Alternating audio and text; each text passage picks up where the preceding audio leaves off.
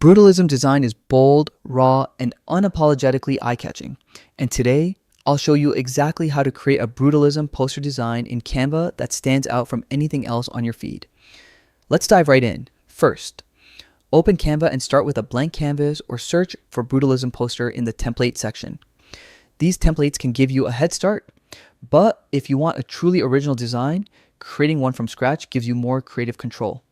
Now, set your background color. Brutalist designs thrive on bold, contrasting tones. Think electric blue, neon orange, or deep black paired with pure white. Keep your palette limited but powerful. Usually 2 or 3 strong colors work best. Next comes typography, the heart of any brutalist design. Choose chunky, oversized fonts that make a statement.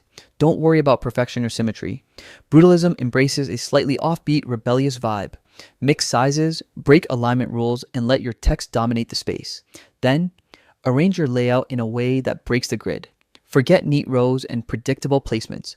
Try overlapping text and shapes, tilt elements, and play with unexpected spacing. Brutalism is all about disrupting the norm while staying visually impactful.